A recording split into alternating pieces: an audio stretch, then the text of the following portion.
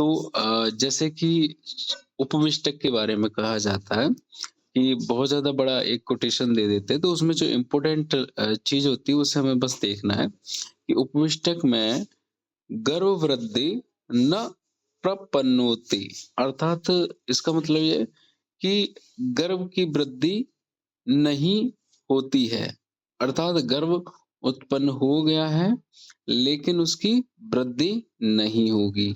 ऐसा यहाँ पर चरक के द्वारा बताया गया है। तो गर्भ वृद्धि न प्रपन्नोति, बस इतना याद रखना है कि गर्भ की वृद्धि नहीं होगी लेकिन गर्भ है वहां पर, इतना याद रखेंगे।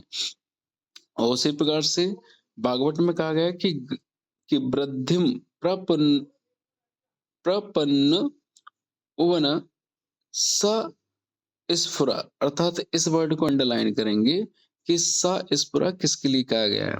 देखो सबसे पहली बात तो यह है कि उपवेष्टक में जो एक स्पंदन वर्ड यूज होता है ना, स्पंदन के आधार पर हमें पहचानना पड़ता है कि भाई गर्भ में कोई मूवमेंट हो रही कि नहीं हो रही है।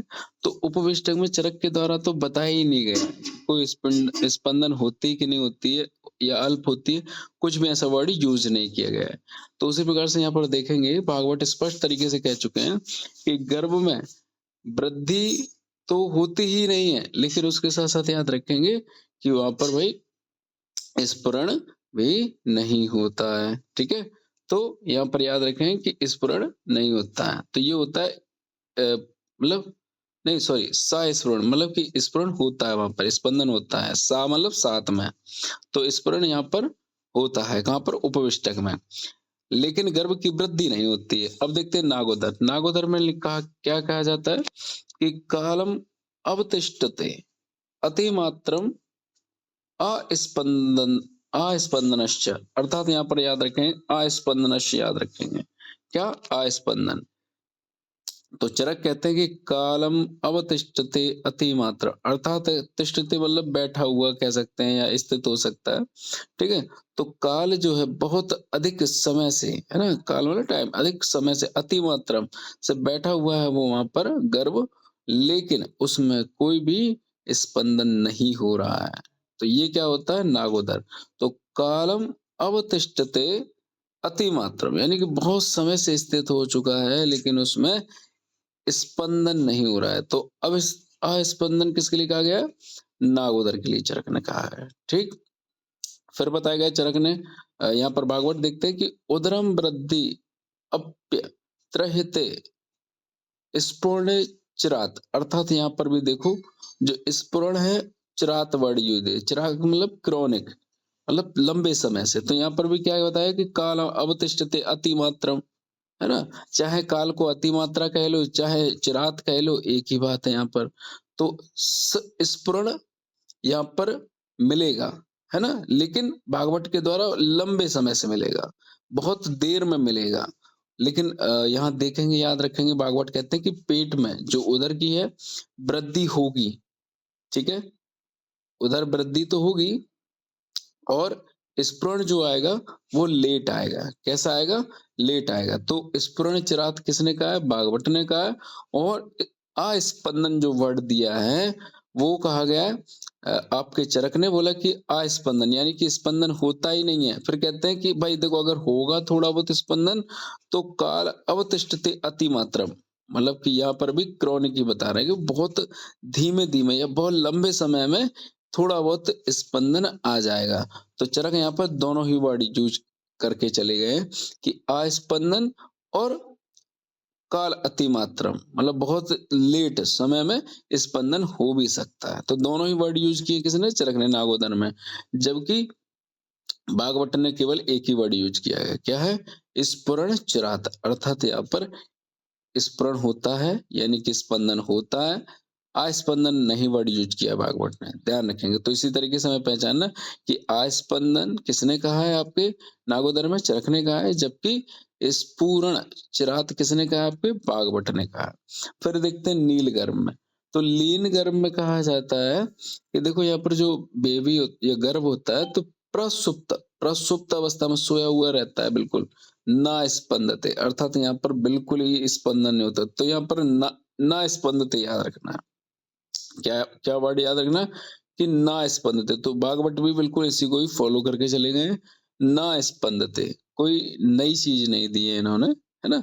जैसा चरक ने कह दिया है वैसा ही बागभट्ट ने यहाँ पर कॉपी पेस्ट कर दिया है कि प्रसुप्त यानी सोया हुआ है गर्भ और कोई स्पंदन नहीं हो रहा है। तो ना स्पंदते वर्ड याद रखेंगे, ये नील गर्भ के लिए है, ठीक है? लीन। और सस्पृण बागवट ने किसके लिए कहा गया है? उपविष्टक के लिए कहा गया है, यहाँ पर उसका भरण-पोषण नहीं हो रहा है, बिल्कुल वीक हो चुका है ना? तो इस तरीके से यहाँ पर मिलेगा सस्पृण।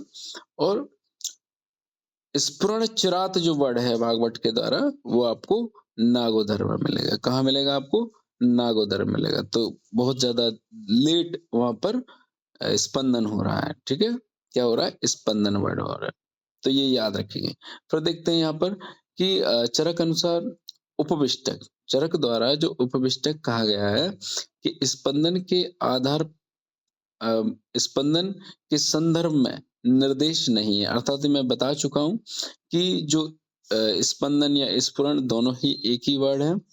तो केवल मतलब चरक ने ही नहीं यहाँ पर निर्देश किया गया है कि स्पंदन होता है कि नहीं होता है, इसका कोई भी यहाँ पर संकेत दिया ही नहीं है चरक ने उपविष्टक में। किसके बारे में? स्पंदन और स्फुरण के बारे में, ठीक? लेकिन बागभट्ट ने दिया है यहाँ पर, है ना? स्पंदन, स्फुरण यहाँ पर बताया गया है वर्ड। नागोदर में क्या बताया गया है कि अस्पंदन और चिरात स्पंदनश ये दोनों ही वर्ड दिए हैं, ठीक है? चरक के द्वारा। तो स्पंदन होगा भी नहीं, ठीक है? प्लस बहुत ज़्यादा लेट भी हो सकते हैं, है ना? बहुत ज़्यादा समय बाद भी होंगे, क्या? यहाँ पर स्पंदन। तो नागोदर में स्पंदन होगा भी नहीं यानी अस्पंदनश और चिरात स्पंदनश ये वर्ड ही एक्चुअली मिलेंगे यहाँ पर। कोई ऐसा नहीं कि हिंदी अर्थ करके दे दें वहाँ पर, ऐसा नहीं, यही वर्ड मिलेंगे वहाँ। और लीन गर्भ के लिए कहा गया है कि ना स्पंदते, यहाँ पर स्पष्ट कह दिया गया भाई कि ना स्पंदते, ठीक है? तो तीनों में ही मतलब चरक के द्वारा बिल्कुल क्लियर कर दिया गया है। आप आसानी से समझ सकते हो कि लीन गर्भ के लिए बार-बार वही वर्ड दिया जाता है। लीन गर्भ में ना स्पंदते हमें याद रखना है। ठीक? चलिए, नेक्स्ट हम लोग देखते हैं।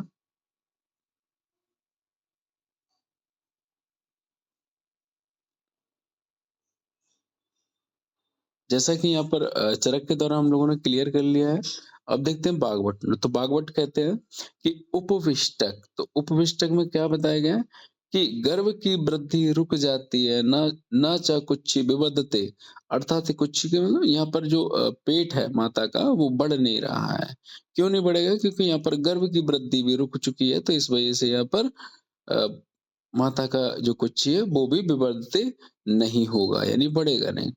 और बताया गया है कि गर्भ में स्पंदन होता है यानी कि सस्फुरण किसके लिए कहा गया था? उपविष्टक के लिए। तो ये वर्ड याद रखेंगे, सस्फुरण यानी कि होता है ना स्पंदन। नागोदर और इसी को ही उपशुष्क भी कहा जाता है। क्या कहा जाता है? उपशुष्क। तो कहते हैं कि आर्तव की अति प्रवृत्ति से गर्भ का आकार घटने लगता है व लंबे समय पश्चात कभी-कभी स्पंदन होता है। तो यहाँ पर क्या बताया गया है कि चिरात स्फुरण, है ना? चिरात स्फुरण हमें याद रखना है कि लंबे समय में स्फुरण देखने को मिलता है। और यहाँ पर याद रखें कि कंडीशन कॉज क्या होता है नागोदर में, तो यहाँ बताएं कि आर्तव की अति प्रवृत्ति उस दौरान होने लगती है, ठीक? प्रेगनेंसी के दौरान। फिर बताया लीन गर्भ, तो लीन गर्भ में बता दिया गया है कि यहाँ पर गर्भ में भागवत के द्वारा स्पंदन का अभाव हो जाता है। तो दोनों में ही याद रखें कि प्रसुप्तो न स्पंदते, चरक भी यही कहते हैं और भागवत भी यही वर्ड कहते हैं। अब देखते हैं यहाँ पर ट्रीटमेंट क्या है। कभी इसी तरीके की कंडीशन आ जाती है उपविष्टक, नागोदर, उपशुष्क, लीन गर्भ कुछ भी एक्स वाई, तो यहाँ पर हमें ट्रीटमेंट क्या याद रखना है। तो उपविष्टक नागोदर में याद रखेंगे कि जीवनी भृंगणी भौतिक घृत का प्रयोग यान में बैठकर क्षोभ कराना तथा अवजृंभण तथा अवमार्जन ये हमें कराना है। अब ये कंडीशन कैसी है याद रखेंगे, पहले तो हमें समझ लेना है कि उपविष्टक नागोदर। तो मुझे कोई बताएगा कि जैसे यहाँ पर हम लोग बच्चे के लिए ये ट्रीटमेंट कर रहे हैं कि माता के लिए ट्रीटमेंट कर रहे हैं या मुझे कोई बताएगा कि उपविष्टक और नागोदर में ये जो ट्रीटमेंट दिया गया है, वो किस लिए कर रहे हैं हम? कोई भी मुझे बताएँ? विधि आप बता सकते हैं? आनंद? देखो मैं पढ़ाता जाऊँ आप लोग सुनो तो मज़ा भी नहीं आएगा, थोड़ा डिस्कशन होता जाएगा तो अच्छा लगेगा पढ़ने में भी। माता के लिए कर रहे हैं बस। माता के लिए कर रहे हैं, अच्छा, माता के लिए हम लोग क्यों कर रहे हैं बस मुझे ये पूछना है? बेबी को क्या हम लोग बचाने की कोशिश कर रहे हैं? ऐसा कुछ है? जो गर्भ है उसको बचाने की कोशिश कर रहे हैं क्या? इस ट्रीटमेंट से जो गर्भ है वो बच जाता है क्या? सर बचने की संभावना तो बहुत कम है। वेरी गुड है ना, तो फिर हम लोग बस इतना याद रखेंगे कि ये माता के लिए किया जाता है ना? डॉक्टर साहब ने बिल्कुल सही आंसर दिया है। चलिए, तो बस इतना याद रखेंगे कि जो माँ का क्या हुआ? माइक बंद करें। तो माता माइक तो माता का जो में जो वात का प्रकोप होगा, है ना? क्योंकि वहाँ पर जो गर्भ है बेटा माइक बंद कर लें आप लोग, डॉक्टर साहब माइक बंद कर लें सभी। तो यहाँ पर बस इतना से याद रखना है हमें कि अ, जो माता को दिया जा रहा है, ठीक है? क्योंकि वहाँ पर वात की वृद्धि हो गई है। क्या किस चीज़ की वृद्धि हो गई? वात की वृद्धि। तो ये सभी अ, वात के संबंध की ही चिकित्सा है, जीवनी, वृंगनी, है ना? ये आप महाकषाय दे सकते हैं या औषधि गढ़ दे सकते हैं, वृंगनी, जीवनी वाले और भौतिकी घृत का प्रयोग करना तथा यान में बिठालकर क्षोभ कराना, ध्यान रखेंगे। क्योंकि ये यान उस ज़माने में हम लोग रथ कह सकते हैं, बैलगाड़ी कह सकते हैं, है ना? आज के दौरान तो मेरे ख़्याल से ये फ़ोर व्हीलर में तो ये चीज़ें नहीं होने वाली है ना, क्योंकि वहाँ पर दचके लगते थे, तो उससे क्या होगा क्षोभ उत्पन्न होता था। तो जो भी कुछ अगर होगा तो वो निकल जाता था, है ना? निकालने के लिए हमें करना पड़ता है, ठीक है? और बताया गया है कि अवमार्जन यानी बार-बार स्नान करने के लिए कहा गया है और अवजृंभण, है ना? तो यहाँ पे जमाई के लिए भी कहा गया है, ध्यान रखेंगे। तो अवमार्जन और अवजृंभण ये दोनों ही वर्ड थोड़े से एक्स्ट्रा है इन्हें याद करने की कोशिश करना और ये पूछ लिया जाता है बार-बार नहाने के लिए अवमार्जन किसके लिए कहा गया है? तो उपविष्टक तथा नागोदर में कहा गया है, ठीक है? ये एक्सरसाइज के लिए बताया गया है, ठीक? फिर बताया गया है कि लीन गर्भ में कि शयन गो, मत्स्य तथा ताम्रचूर्ण के मांस का प्रयोग तथा मूली का यूज़ और उड़द की दाल, उदर, वंक्षण कटी आदि का आदि पर अभ्यंग करें। तो कुल मिला के जो लीन गर्भ है तो यहाँ पर भी हमें क्या ट्रीटमेंट देना है? ताम्रशूर्ण यानी मुर्गे का मांस, मछली का मांस, गोमांस, है ना? तो इनका प्रयोग करें औषधियों के साथ, वातसामक औषधियों के साथ मिलाकर ही उसे दें, ठीक? मांस रस का यूज़ करना है और बताया गया है कि मूली का यूज़ तथा उड़द की दाल तथा अ, जो उदरवंशण, कटी आदि पर अभ्यंग करें। तो कुल मिला के मतलब इतनी सारी चीज़ें मिला के, है ना? हमें क्या करना है मूली का जो जूस बनाया जाता है, ठीक है? और उसी जूस में हमें क्या करना है, उड़द की दाल डालनी है और पेट और आपका वंक्षण प्रदेश, कटी प्रदेश इन सभी पर आपको क्या करना है, अभ्यंग करना है, धीरे-धीरे अभ्यंग करना है या कटी बस्ती कर सकते हैं, कोई दिक्कत नहीं है, ठीक है?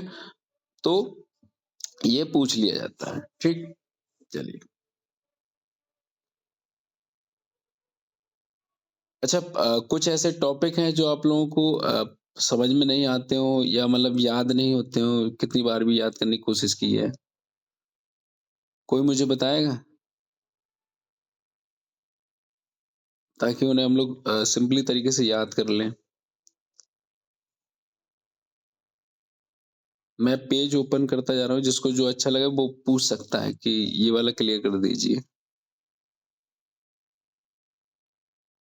बाकी देखो मैंने यहाँ तक कि अगत तंत्र में पढ़ाए थे वेग, तो उनसे अक्सर क्वेश्चन पूछे जाते हैं, वो याद रखना। ये तो आप लोगों का फेवरेट हो चुका है ना? और ध्यान रखेंगे यूपीएससी में ट्रीटमेंट अक्सर पूछा जाता है, ठीक है? और ट्रीटमेंट में भी भाव प्रकाश की जो जो मेडिसिन्स हैं, वो आपको याद रखनी है, ठीक? क्योंकि उनका एक अलग ही पक्ष रहता है और अक्सर क्वेश्चन आजकल कैसे आने लगे हैं कि याद हमको सब रहता है, बस वहाँ सामने क्या रहता है कि आचार्यों का नाम चेंज कर देते हैं। है ना? हम लोग जो भी पढ़े हैं, किताब से पढ़े हैं, ठीक है? वहाँ पर चाहो तो वो टीकाकार के नाम से क्वेश्चन पूछ लेगा। अब हम पढ़े किससे? कि भैया मतलब चरक संहिता से पढ़े हुए हैं, ठीक है? सुश्रुत संहिता से पढ़े हुए हैं। लेकिन क्वेश्चन क्या आता है? उनके टीकाकारों के नाम से आता है कि डलहड़ के द्वारा ये चीज़ बताई गई है। अब हम याद क्या किए? यार सुश्रुत संहिता में पढ़े, हम डलहड़ खोली ही नहीं है, है ना? पता ही नहीं है। या जो भी है या चक्रपाणि के द्वारा पूछ लेगा और भी बहुत सारे लोग हैं, है ना? भाव प्रकाश के योग रत्नाकर तो इनके नाम से हमसे वो पूछ लेगा और जबकि जो हमको याद है वही आंसर होता है, ध्यान रखेंगे। कोई अलग से चीज़ें नहीं है ये लोग बस कन्फ्यूजन के लिए बस नाम जोड़ देते हैं, बाकी जो हमें याद रहता है वही आंसर रहता है।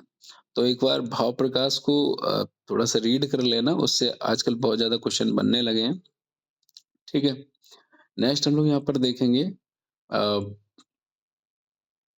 ये मेरे ख़्याल से आप लोगों को याद होगा, ठीक है? ये बार-बार पूछा जाता है। तो देखो यहाँ पर मासानुमासिक वृद्धि अ, के लिए जो क्वेरी आती है, वो तो सभी जानते हैं, है ना? क्योंकि पता है भाई यूजी लेवल का सभी पढ़े हुए हैं, है ना? तो ये सभी को याद होगा। लेकिन यहाँ पर अब हमें क्या करना है, लक्षण से इम्पोर्टेंट है, यहाँ पर ट्रीटमेंट इम्पोर्टेंट है। तो ट्रीटमेंट पे यहाँ पर पूछ लिया जाता है, ठीक? तो ट्रीटमेंट सभी को याद रखना है। जैसे लक्षण तो आप सभी को याद होंगे, है ना? और नहीं याद हो तो मुझे बता दो, मैं याद करा दूँगा यहाँ पर लक्षण। हाँ, एक और चीज़ है ओज से रिलेटेड और ज़्यादा क्वेश्चन पूछे जाते हैं।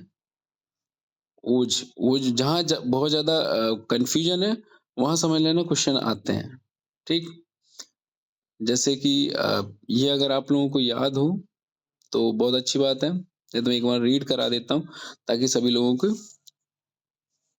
जहाँ कन्फ्यूजन है सबसे ज़्यादा वो क्वेश्चन बनता है। जैसे कि यहाँ पर बताया गया है कि गर्भ में सर्वप्रथम उत्पत्ति के बारे में बताया गया है।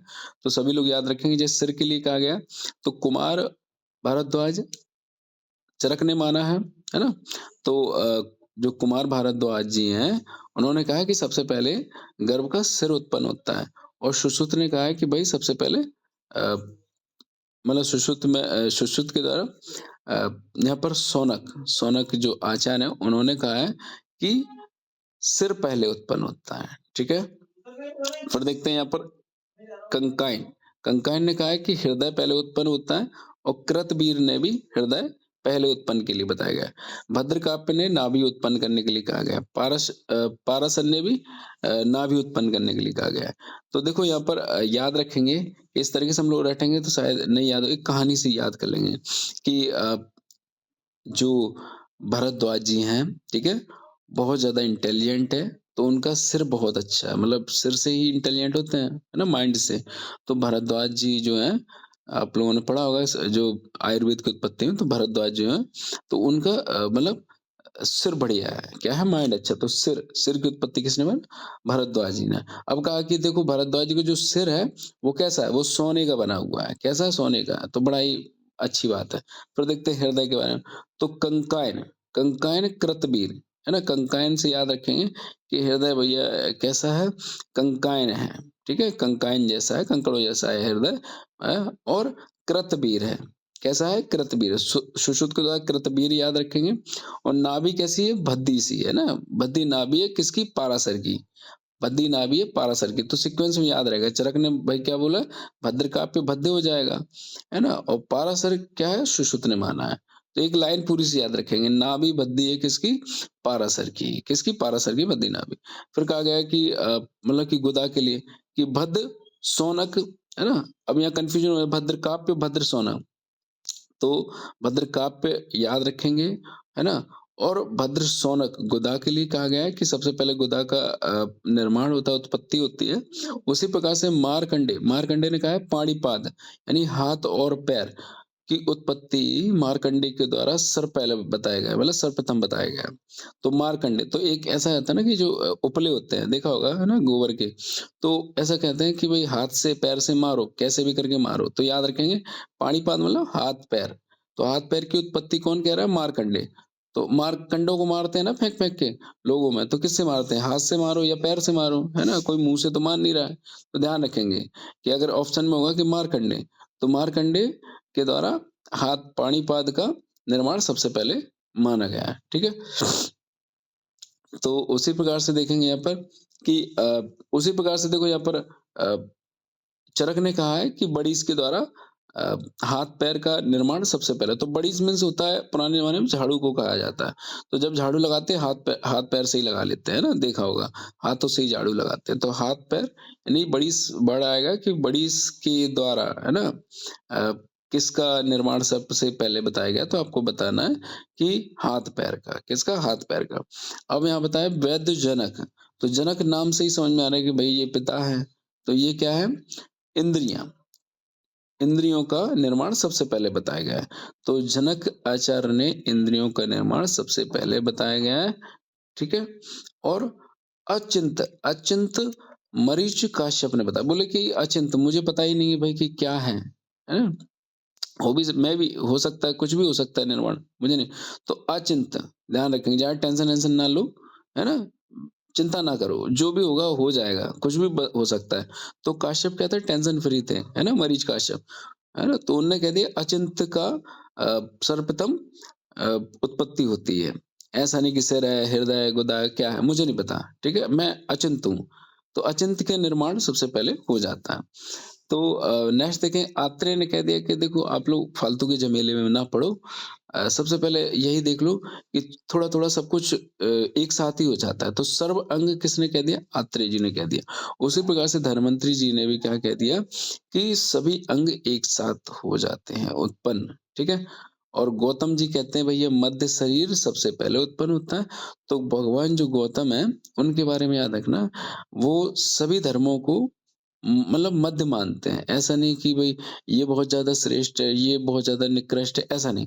वो कहते हैं कि सभी को थोड़ा-थोड़ा मानो, मध्य है ना? तो ये मीडियम में रहते हैं। तो गौतम क्या है? गौतम जी मध्य शरीर में कहा गया है कि मध्य शरीर का पहले निर्माण या उत्पत्ति होती है। ठीक? तो ये हमें याद रखना है। एक कहानी टाइप से याद रखनी रहती है, ठीक है? अच्छा ये क्वेश्चन पूछ लिया जाता है, ये भी आप लोग याद रख लो।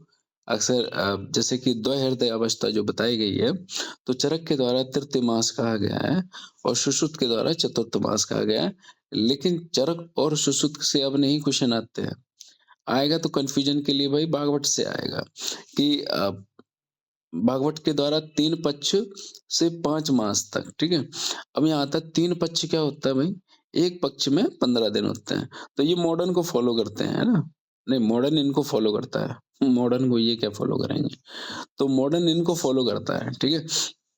आप लोगों ने देखा होगा कि जैसे हम लोग यूजी लेवल पढ़े हुए रहते हैं कि चरक ने 3 महीना बोला है, जबकि हम लोग जो गर्भवती माता होती है ना, 1.5 महीने की हो जाती है उनकी प्रेगनेंसी, उनसे कहते थे जाओ एक अल्ट्रासाउंड करा के आओ। तो उसमें स्पेशल हार्ट बीट दिखाई देती है। तो हम लोग कन्फ्यूज़न होते हैं यार कि हार्ट बीट 1.5 महीने में कैसे आ जा रही है ना? और जबकि हमारे चरक और सुश्रुत 3 और 4 महीना बोल के जा चुके हैं। तो ध्यान रखना वो भागवत के द्वारा फ़ॉलो करते हैं।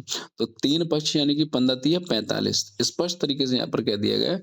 तो सोचो उस ज़माने में भागवत कितने इंटेलिजेंट थे कि 3 पक्ष स्पष्ट तरीके से कह दिया कि 1.5 महीने में आपको हार्ड की साउंड ही मिल जाएगी, देख लो जाओ। और जो चरक ने कहा है वो भी गलत नहीं कहा है, ध्यान रखना। हृदय का धीरे-धीरे बनना होता है स्टार्ट, है ना? जब हार्ट बीट स्टार्ट हो चुकी है तो उसी प्रकार से कंप्लीट रूप से जो बन जाता है, उसके बारे में चरक ने कह दिया कि भाई तीसरे महीने में पूर्ण रूप से हृदय बन जाता है, ठीक है? और जो बागभट्ट ने कह दिया कि स्टार्टिंग हो जाती है तुम्हारी जो हृदय बीट की मतलब जो हार्ट बीट होती है, वो आपके प 3 पक्ष से स्टार्ट हो जाती है, यानी कि 45 दिन से स्टार्ट हो जाती है और कंप्लीट कब हो जाएगी आपकी 5 मास में। 5 मास तक कंप्लीट हृदय बन जाता है, ठीक है? और काश्यप ने तृतीय मास यानी कि ये चरक को